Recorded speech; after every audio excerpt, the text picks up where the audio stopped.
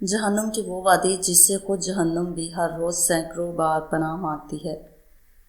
کیا آپ بھی ان لوگوں میں شامل ہیں؟ سوچیں، اگر آپ نماز پڑھتے ہیں، صدقہ دیتے ہیں، حج کرتے ہیں، پھر بھی انجام جہنم ہو تو یہ کوئی عام بات نہیں۔ یہ نبی کریم صلی اللہ علیہ وآلہ وسلم کی بتائی ہوئی حقیقت ہے جو ہر مسلمان کو ہلا کر رکھ دیتی ہے۔ ایک ایسی وادی جو خاص طور پر ان لوگوں کے لیے تیار کی گئی ہے جو نیکیاں تو کرتے ہیں مگر صرف لوگوں کو دکھانے کے لیے۔ جی ہاں، ریاکاری یعنی دکھاوا، وہ گناہ جو آپ کی ساری نیکیوں کو برباد کر سکتا ہے۔ آج کے اس ویڈیو میں ہم جانیں گے وہ خطرناک حقیقت جو شاید آپ نے کبھی اس انداز میں نہیں سنی ہوگی، اور آخر میں ہم آپ کو ایک ایسا طریقہ بھی بتائیں گے جس سے آپ اپنی نیت کو خالص بنا سکتے ہیں انشاءاللہ۔ تو ویڈیو کو آخر تک ضرور دیکھیں کیونکہ یہ آپ کی آخرت کا فیصلہ بھی بدل سکتی ہے۔ بسم اللہ الرحمن الرحیم۔ اللہم صلی علی سیدنا محمد وعلی آل سیدنا محمد وبارک وسلم۔ نبی کریم صلی اللہ علیہ وآلہ وسلم نے فرمایا، جہنم میں ایک ایسی وادی ہے جس سے خود جہنم بھی ہر روز 400 بار پناہ مانگتی ہے۔ یہ وادی محمد صلی اللہ علیہ وآلہ وسلم کی امت کے ان ریاکاروں کے لیے تیار کی گئی ہے، کتاب اللہ کے عالم کے لیے، صدقہ خیرات کرنے والے کے لیے، بیت اللہ کا حج کرنے والے کے لیے، اور اللہ کی راہ میں جہاد کے لیے نکلنے والے کے لیے۔ پیارے ساتھیوں، اس حدیث پاک میں پیارے رسول صلی اللہ علیہ وآلہ وسلم نے ایسی اہم بات کی طرف اشارہ فرمایا ہے جس کا اگر خیال نہ رکھا جائے تو ہمیں ہماری نیکیوں کا ثواب نہیں ملے گا، نہ کوئی انعام دیا جائے گا، بلکہ الٹا یہ نیکیاں ہمارے لیے عذاب کا سبب بن جائیں گی۔ اللہ تعالیٰ ہمیں عذاب سے محفوظ رکھے۔ ہم سب جانتے ہیں کہ ہمیں اس دنیا میں ایک خاص مدت تک رہنا ہے۔ اللہ تعالیٰ جس کو جتنے کے لیے زندہ رکھنا چاہتا ہے وہ اتنی ہی عمر پاتا ہے۔ ہم اس دنیا میں جو بھی عمل کریں گے اس کا بدلہ آخرت میں ہمیں دیا جائے گا۔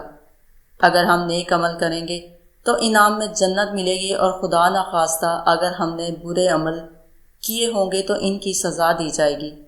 اب دیکھیے، اوپر بیان کی گئی حدیث نبوی میں نیک عمل کرنے والے کئی افراد کا ذکر کیا گیا ہے، یعنی کتاب اللہ کا عالم، صدقہ خیرات کرنے والا، بیت اللہ کا حج کرنے والا، اور اللہ کی راہ میں جہاد کے لیے نکلنے والا۔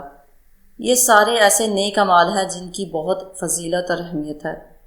قرآن مجید اور احادیث میں ان اعمال کو کرنے کی تاکید کی گئی ہے، اور ان اعمال کو انجام دینے والوں کو بڑے اجر اور انعام کی خوشخبری دی گئی ہے۔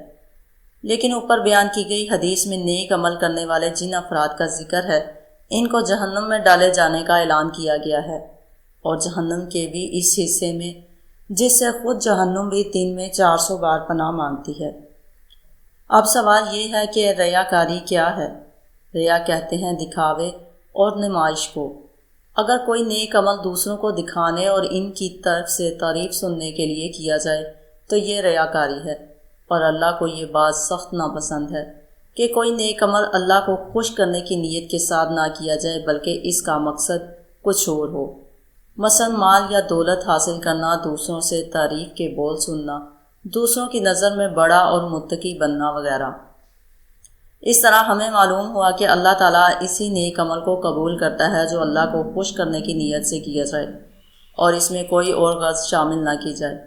ورنہ اگر قرآن مجید کا کوئی عالم لوگوں کو اس لیے قرآن مجید کی تعلیم دے کہ اسے لوگ بڑا عالم کہیں، غریبوں کے روپے پیسے سے مدد کرنے والا، یہ کام اس لیے کریں کہ اس کی واہ واہ ہو، لوگ اس کو بڑا فیاض اور سخی سمجھے، اللہ کے گھر کا حج کرنے والا اس لیے حج کرے کہ اسے لوگ بڑا پرہیزگار کہیں، اور اللہ کی راہ میں جہاد کرنے والا اس لیے جہاد کرے کہ لوگ اسے بہادر کہیں، تو یہ سارے اعمال اللہ کو ناراض کرنے والے ہیں، خوش کرنے والے نہیں۔